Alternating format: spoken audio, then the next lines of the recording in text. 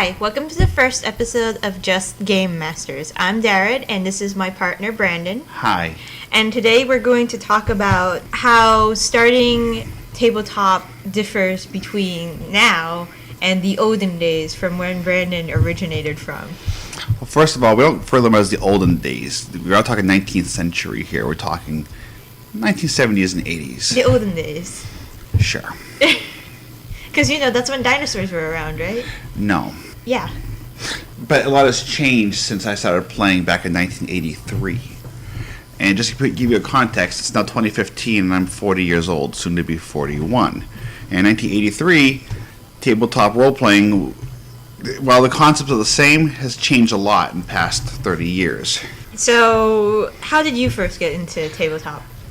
Well, my older brother, who's 5 years older than me, was playing it with his friends, and I just watched or something. I bumped into them playing or whatever, and my older brother showed me what the game was about, and we made a character for myself, and I learned to play. Was this just, the annoying little brother who wanted to join in with the big brother, or were you genuinely interested in playing? A little bit of both, actually. No, what game he was playing, I would have been the annoying little brother, but I actually did seem to be really interested in the game itself. And looking at things today, I stuck with it, he did not. So yeah, there was genuine interest there. Okay, and what was your first character? My first character was a cleric. His name was Abeliaza. Now, how many vowels are in that name? Abiliazza or something. I was in third grade. So what? There are 12 Z's. That's not relevant. Is that Z is not a vowel? But it could be like, is it like the how people online have like 20 X's in their names if they can't find their? No, that's because they're promiscuous looking for cyber sex. No, this is my character, Abeliaza. As a kid, I needed a name, so I just split out Abeliaza. He had insane stats because I don't remember doing this, but I'm sure I did. I think I fudged the rolls a little bit because all my stats were 18s except for my dexterity, which was a 6. And I think that's because when I was in third grade, I didn't really know what dexterity was, so therefore it must not be important. That's just a 6. Mm-hmm. Okay. And Shane taught you to play, right? Shane's my older brother. He taught me how to play. He was a player himself. He had a 9th level rogue at that point he was very proud of. Or a 7th level rogue. Is that the one with the +3 dagger? He had a +3 dagger, and back then those were hard to get. And nowadays you can buy them, page whatever, the player's handbook. But no, it was he had a thief named Shafter. After Shaft? No, after a cat we had. Oh. Was the cat named after Shaft? That's not relevant. Okay. Actually, I don't know. It's before my time.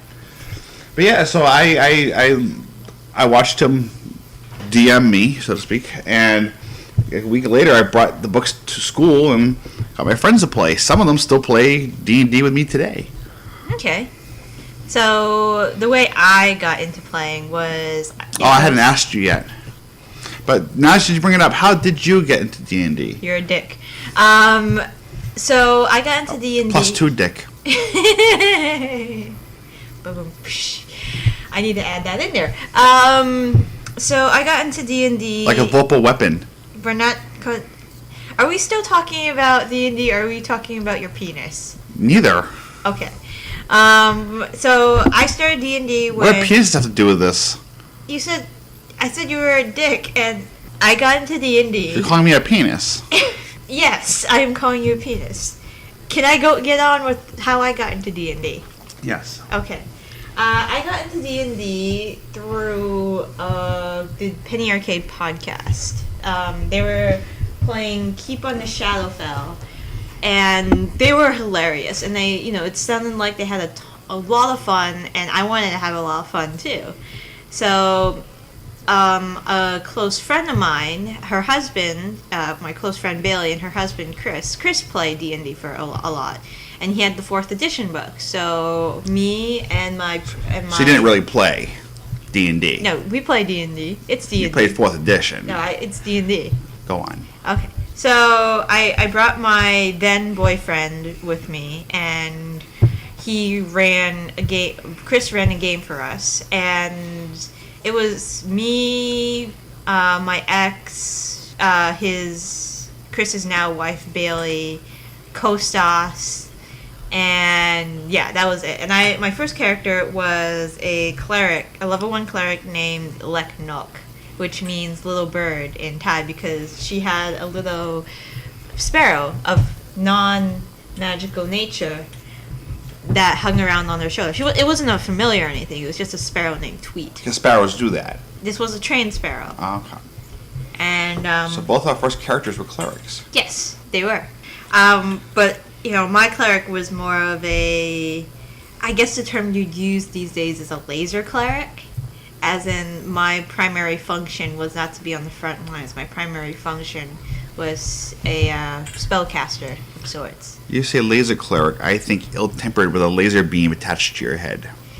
Well, the laser came out of the bird.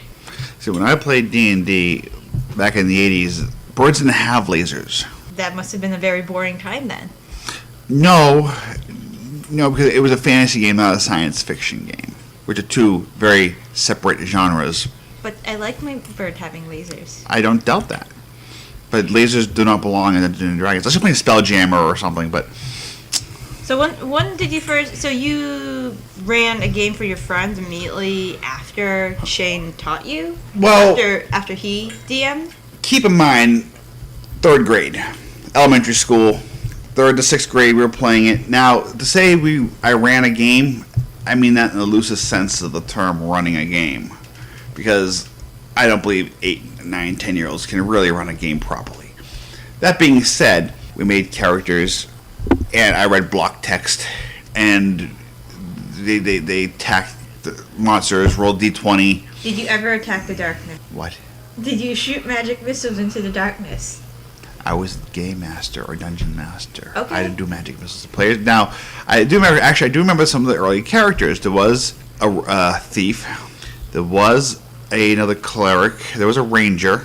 And I actually don't remember there being a wizard. Wizards back then were ineffective at low levels. They shoot 2 spells and then they need a cigarette afterwards? No. 1 spell. Oh, 1. I'm sorry. I mean, if a level 1 wizard got 1 spell a day, I think. Wow. No, it's changed a lot since the 70s and 80s. In some ways for the better. Some ways I miss the old ways. Like one way that I know it's changed, it's become a little more politically correct.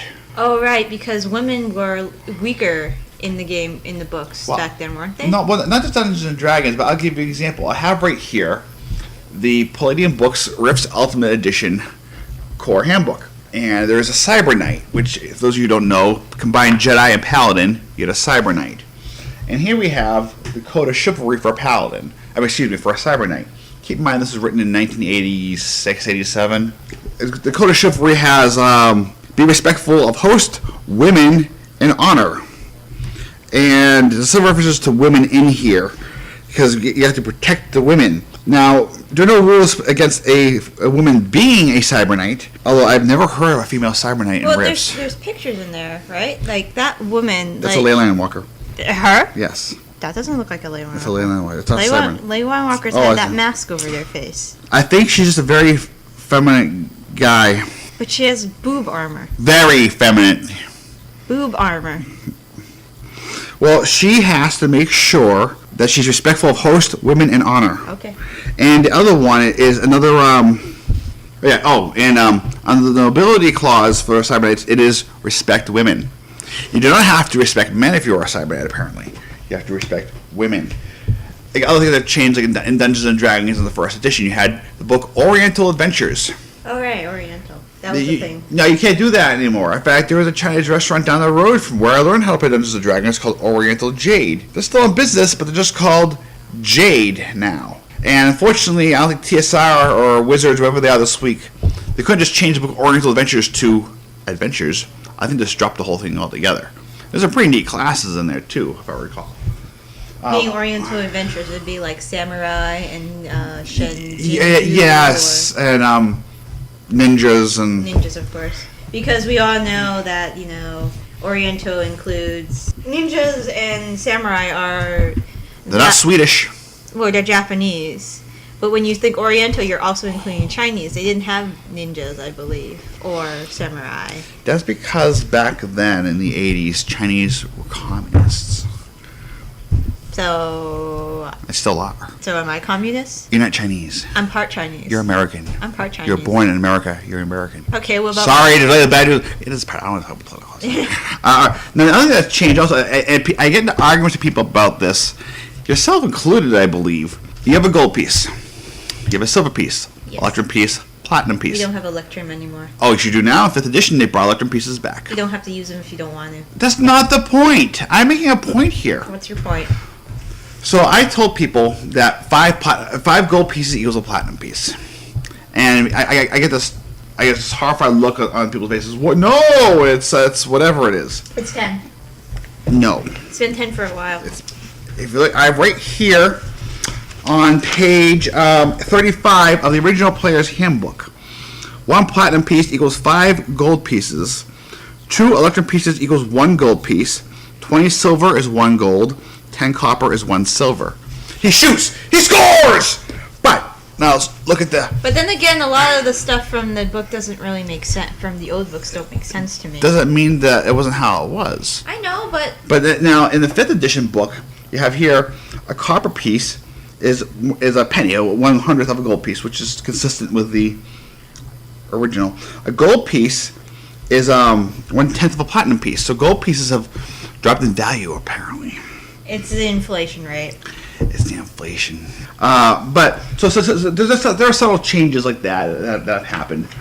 I mean, the economy to Waterdeep has gone to shit since CO days, apparently, with the spell plague and everything. Waterdeep. See, now you get into later 1st edition and the 2nd edition. When I first started playing D&D, there was no Waterdeep. There was Specklerum, which is a city in the basic box set, and then I think Greyhawk came out before the Realms did. I have Greyhawk right down there.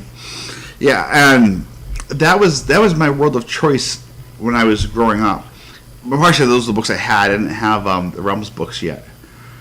How do you feel about how they? So, since 1st, 2nd edition, a lot has changed. Especially the settings. They've continued history from certain points. How do you feel about the Waterdeep you knew back then, as opposed to the Waterdeep you know now?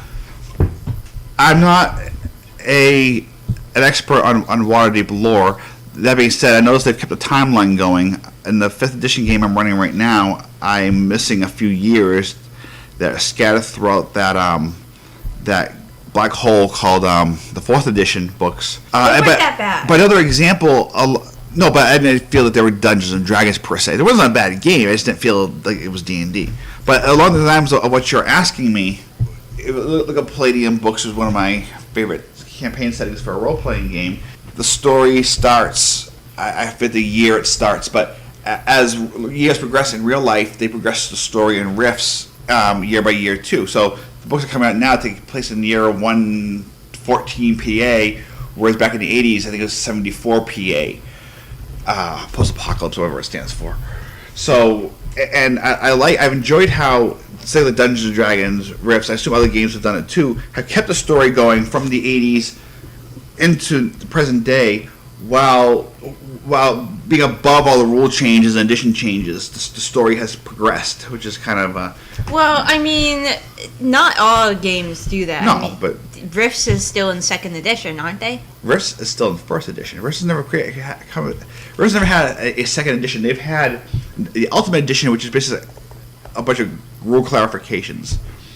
See, that's the only problem I have with Rifts. If we're going to talk about RPGs from the classic days that are still around today, they're never going to change their system. Palladium will never change their system. They cannot change it at this point. There's too many books that are released. They would have to have redone everything. A month ago, I would have agreed with you. Apparently, this buzz going around Palladium is something big is going to be happening. They can't do a new system now. But why not? Dungeons & Dragons does it every 20 minutes. They do it every 20 minutes because they only release so many books and then they change the system again. There's only so many books you can release in every 5 years or something? When Rifts released the Ultimate Edition, they added some features like perception checks and a few other details. Which don't make sense, which are not on the character sheet. Not the point, and they are on the new character sheets. Okay. The point I'm making, just because on the character sheet doesn't mean it's not in the rulebook. But what I mean is, so some of the older world books or source books have OCCs, occupational character classes, that make no acknowledgement of perception because perception didn't exist. And now it does, and the newer OCCs, some have perception bonuses or penalties. So it could be done. Now, will it do a huge, great, drastic change, like move to D20 or something like that? Probably not. But they are D20, aren't they? No. They're not D20? No, absolutely not. They don't consider themselves D20? No, not even close. They're long before D20 standard came out. You roll 20-sided dice in the game, but it's not the D20 system.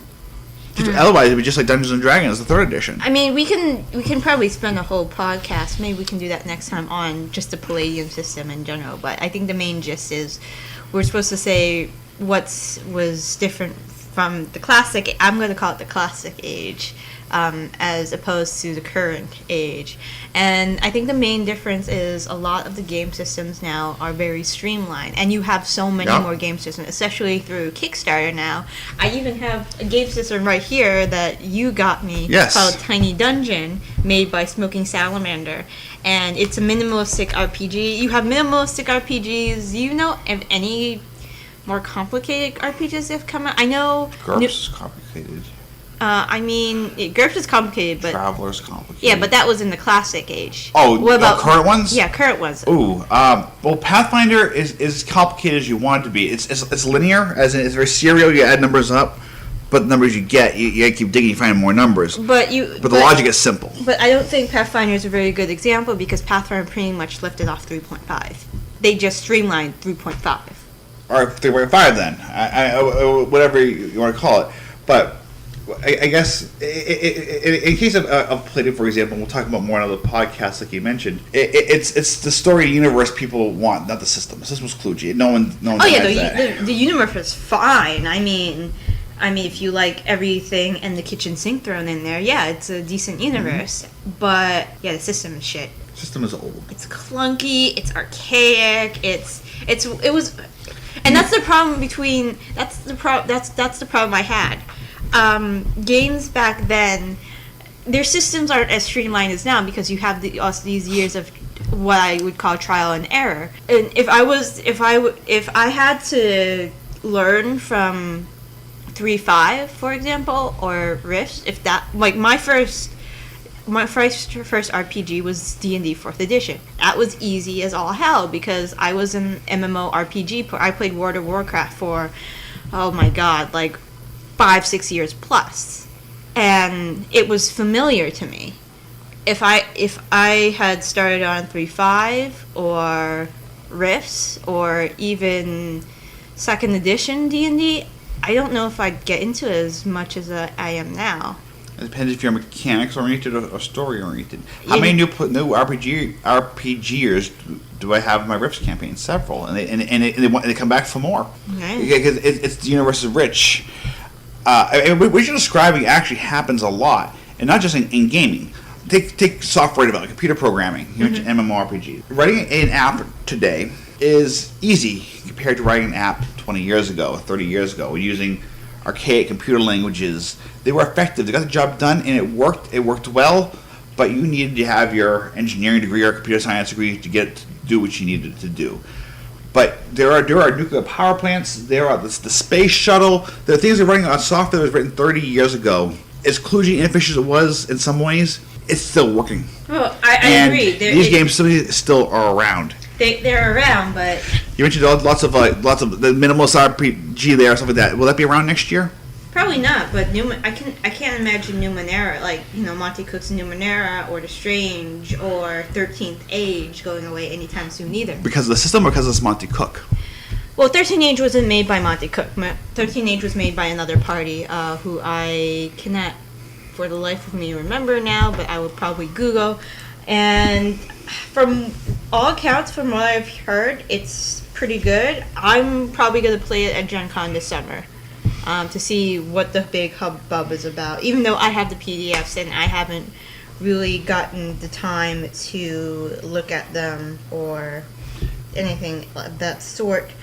13th Age is made by Pelgrane Press Limited. I assume they're a third party as opposed to Paizo or Wizards of the Coast or Palladium or Fantasy Flight. Well, you know, there was I recall several years ago you were in a I don't know if it was a campaign or a one shot, whatever, that was first edition. And there's a point, another important thing that happened between the 80s and now. Combat has changed a lot, and we got the whole streamline thing. Combat's changed a ton. And I recall when I did combat in first edition, second edition, I just you roll initiative, and you know who goes first, roll d20, hit whatever. No one that I ever played with followed the true combat rules in first edition.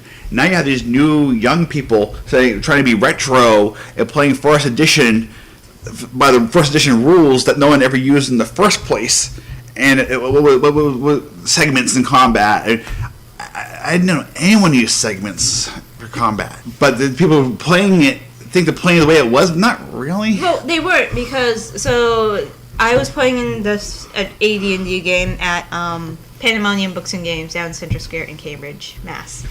And we had, I believe his name was Chris. That was our dungeon master, and we would have 20 people at least in one group, and we just go around. And of course, 5, 6, 7, half the group, maybe more than half the group would die in one session, and then we just come back and do our character. It was fun doing it like that, but my problem was, you didn't get attached to your character. You couldn't, because your character was probably as good as dead if you rolled really low stats. I disagree, because in my black briefcase I have character sheets going back to high school. We played the high school to college in first edition. Those characters lived. And if you rolled a how nice was your DM? I was fair. And Chris was brutal. It depends on, that's true of any game. It depends on your DM or GM. What I'm getting at is it was a more challenging game back then, and I don't see anything wrong with it. Nowadays, games appear to be everyone have superpowers at first level. Back in first edition, if you were a level 1 fighter, you were a 16, 17-year-old with a sword. And nowadays, you do all these weird moves and turn into tornadoes and shoot fireballs from your eyes and stuff. It's like the paladin thing I bring up a lot. Mm-hmm. Back in first edition, the paladins were lawful good humans. Nowadays, if there's newfangled paladins that can be chaotic, neutral, half-orcs. Oh, don't get me started on the chaotic, neutral paladins. They piss me the hell off. But right now, I'm flipping through the first edition monster manual, and there's another difference that you and I have not talked about much, but I do want to bring up. The artwork has changed a lot. Now, obviously, the artwork, they have bigger budgets and a bigger following, and the artwork has improved a lot. Hey, there's tea in it. Yes. And back in the Bahamut. But back in the first edition, the monster manual, they're very simple drawings of these dragons. Now, if you take a look at say, the red dragon in the first edition monster manual, and look at the red dragon in the 5th edition monster manual, there are resemblances. They stayed true to the general shape and look of the dragons, but they were corny drawings back in first edition. And now Palladium, on the other hand, Palladium Books, they take their art very seriously. They're a big art company, and their art hasn't changed at all, really, and I like it because they don't need to change it. It already works well. Yeah, but at the same time, it's the style. it's still kind of an 80s style. I feel like it's kind. I don't ever see neon and like Michael Jackson jackets on the coalition troops and stuff, though. No, it's I don't know how to explain this, but it's still a lot of women. And I guess it could be in any case. It's still a lot of women who are dressed kind of scantily clad, lots of form-fitting. Oh, they don't do that anymore then. Okay, you got a point there. I don't know. I don't see any scantily clad women in these pictures. There's a fully dressed ley line walker who's male. There's a woman, but she's well dressed. You point out the big boobed armor. Yeah, which doesn't work at all because if you crush the sternum, the whole chest goes. These are mega damage armor suits. You won't crush the sternum. Yeah, I don't see any scantily clad men here. That works too, and big robots and robot suits. Yeah, I mean they're It just looks 80s to me. And it's not necessarily a bad thing. It's just, to me, it looks 80s. Like, that looks like if we're on a page where there's lots It's a tree. It looks like Tatooine. It's just, this all... I'm looking at a picture of green. It's all green.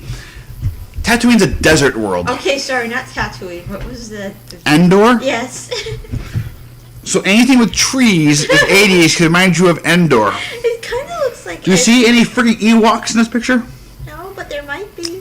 They'd be much more menacing than they are in Return of the Jedi, that's for sure. In fact, this artwork here was made in the late 90s for the core edition, the Ultimate Edition book. I think what's happening, what we're seeing here is... No. So I'm going to give you an example right now. So I have the D&D monster menu right now. This was made... 20 minutes ago, yes. No, it's a brand new book. Yes, I agree. If I look at the, I'm not an I don't claim to be an artist in any way. I just paint miniatures.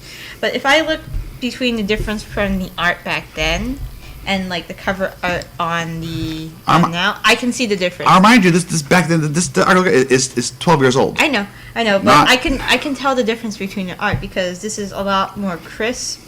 Because probably of like digital art and all that good stuff, because nobody draws anymore apparently freeform for stuff like this. But it's very crisp. It's a little more. It kind of like the areas that are supposed to pop out as opposed to when I look at something from the Rifts book, one of the colored pages from the Rifts book, I can tell that was made in the 90s. This one was made in the 80s or 80s, 90s. Why? It's just for me the color scheme looks a little more dull. It's not as eye popping as this one, as the cover of the monster manual. I just to point out context and the unfair argument here. Darred's looking at the front cover of the flagship book of Dungeons and Dragons. I'm looking at a page in the middle of the Rifts book. But let me look at the cover. Everything stands out. It's not digital. It's not CGI, whatever you call it, but that was done in like 2004. I mean, different style art doesn't mean you can look at two pictures painted. Yeah, Picasso was died, and two different styles of art. Doesn't mean there's not one style appropriate to a decade. I get totally different styles. I get that, but you cannot tell me that you can look at both of those covers and tell me if you didn't know D&D, the 5th edition was brand new. Let's say I showed this cover to you 2 years ago. Could you tell that was from a different era? Probably. Okay. But only because CGI didn't exist. Not CGI. I mean that's a CGI drawing. That didn't exist until like a few years ago. No, I mean just a different style. You can. Neither of us are art people, but I don't think. If you look at all these Rifts pictures, you can't tell which ones were made 2 years ago versus 20 years ago. Okay, fair enough. So, something else that's different now is we have a lot more choice now. Back in the classic age, there were only D&D, Palladium. Was there anybody else out there? GURPS. Traveler. Yeah, there were others. I'm trying to recall. I'm forgetting a big one. But yeah, absolute more variety today. Okay. Do you think that's a good or a bad thing? Oh, it's always good. Competition is a good thing. And now you oversaturate the market with RPGs, and the ones that will make it the fittest will survive, right? And not necessarily the ones with the most money. Because now with the internet, you can't buy quality just because you have this pretty artwork on the 5th edition book, and this is a knock at 5th edition per se, but just because it has better quality pages or a better quality book doesn't mean the game itself is going to be better. But yeah, I think it's a good thing. If someone, it's like anything on the internet, like YouTube. Take these people who would never make it onto a network TV show. Doesn't mean they're not talented. Doesn't mean they don't have a good show or product to provide. So yeah, I think it's a good thing, and the internet gives people opportunity to express their creativity. So, do you think, knowing the people that we do know, do you think, and the people who are new at RPGs, especially in your Rifts campaign, do you think if you had taught them, and if they were about the same age, you think if you taught them like the, let's say AD&D, you think they would have gotten into it as much as they have now? No. It depends on the person. You have to keep in mind that back in the 70s and 80s, and to some extent into the 90s, depending on where in the country you were, there's people today who still think D&D is an evil game and all that nonsense. But there was more of that back then, and there are fewer women. Like, two of the new players I've had are women, and I don't think they would have even considered an RPG, because that's what nerds and geeks and dorks played. Right. When you started playing, it was usually, hey, my girlfriend wants to play. If we had a female in the campaign, it was someone's girlfriend. But most of them didn't have girlfriends either. But she wanted to play. She had an elf named Lysol. We were attacking a part dragon, part I'm blanking on the name, but whatever. We're playing a tough villain. The party almost gets it down. It's about to die, and she went and healed it because she felt bad for it. Obviously, not grasping what was going on there. Or it could have been creative. I mean, we have a player in your Risk campaign who, this is her first campaign. This is her first RPG, and she's made quite a few mistakes already. I put mistakes in quotients right now because they're not necessarily mistakes. Maybe she's just like, if I had known pretend this wasn't her first, RPG. Maybe that's just the way her character is. Oh, no, that's fine, but I don't think she was trying to role play in the case of this person from high school. I think she just was trying to be obnoxious. Whereas a player in my current Rifts campaign, she is committing those faux pas that you don't do, that you learn, and she's learning, that's fine. She will learn from it, and she'll know not to make that mistake again. Like when she hears something in the woods, and she's like, "Hello?" Yeah. That's a faux pas. And she probably won't do that again. All the time she had to collect a 500,000 credit bounty on something. They're at the tavern. NPC comes up next to her and starts chatting with her. Goes, "What are you doing in town?"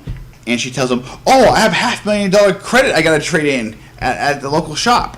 Generally not a good idea. You wouldn't do it in real life, don't do it in the game either. It's like you wouldn't go to some of the little more ghetto places in Massachusetts and say, hey, I just made like 10 grand on this drug deal. You don't do that. No, you don't do that. So yeah, but to answer your earlier question, it was hard to get. Also back then, it's hard to even find a game. Yeah, because you guys didn't have like the internet. No, we had to post ads or on a game store or just word of mouth. Everyone knew someone who knows someone who played in, and then you had the problem where we didn't have the internet, so we had to play it in person, which I prefer anyways. So yeah, it was a little different. No, it was a lot different, and information didn't spread as fast. When first and second edition came out, yes, people didn't like it, but there wasn't the huge uproar the they huge had today. Outcry you had from like second to third edition or something. Yeah, well, back then there was more communication when the newer editions came out.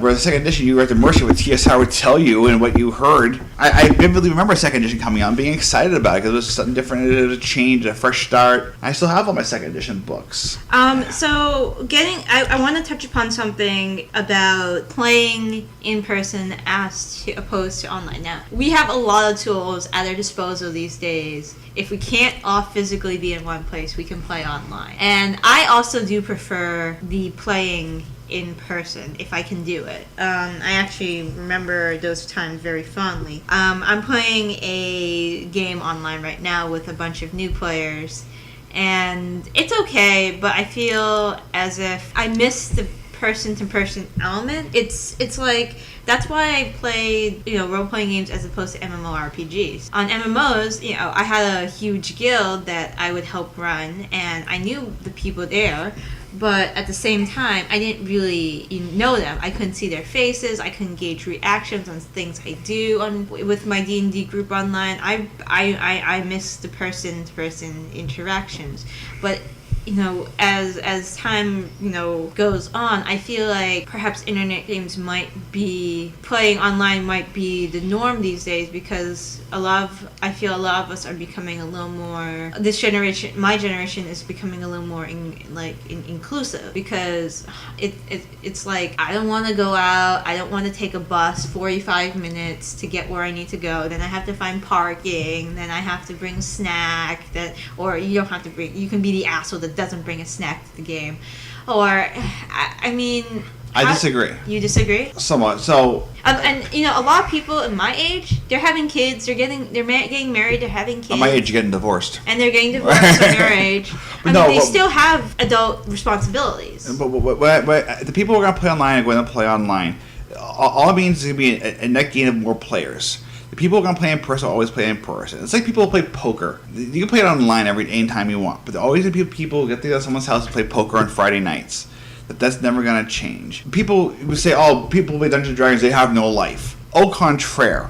When you are at a table with 4 or 5 players, you're working together with these 4 or 5 players for several hours at a time. It is completely social. People enjoy that. I mean, I met my fiance through Dungeons & Dragons. And Hi. And that I don't think that's going to go away. I think the online aspect will just add more players to the community. I don't think it's going to take away from the in-person games, but and part of it is it's the game master or dungeon master. Roll20, for example, is a good system in my opinion, but you have this set up for it, and your campaign is either all online or not online at all. This is how I see it with Roll20, and I don't think people are I don't think many GMs are going to just abandon the in-person aspect because it's fun. People like it. Otherwise, if you're only online, it's all you're ever going to do, well, then it's not the same game, I don't think. Okay. So I guess we should wrap up now. Do you have any closing statements? Anything you feel like that we should touch upon that's important, that you feel is important between the ages of now and then? Yes. What we're going to do after this is done, we're going to go and look at my copies of the Rifter, and based on the artwork on the front, you're going to tell me when the Rifter issue came out, because you can tell this just by looking at the art how old it is. We'll test that. Okay, fine. I'm up for that. No, that's all I have though. But I learned something about you today. What? I learned about your first character. And I think you mentioned her. Is there a male or female? Female. I think you mentioned her in passing a while back, but I didn't know much about that whole. So I learned something new today. I learned that you thought apparently a million Z's in your name is cool back in 2. It sounds like Aboliaza. You could sneak in another 5 in there if you really wanted to. Where would the Z's go? Well, we'll talk about it after this. No, I think we have a few moments. Let's tell me right now where those Z's would go. Aboliaza. ZZ. You could put one after the E as... You could put like 2 more. There is no E. Aboli. Yeah, it's an I. Oh, it's an I? You can put one after that. Aboliaza? No. You get the name wrong. Alright, so we'll see you next time for another episode of Game Masters. And I'm Darred. I'm Branden. And we'll see you next time. Bye. Have a nice day.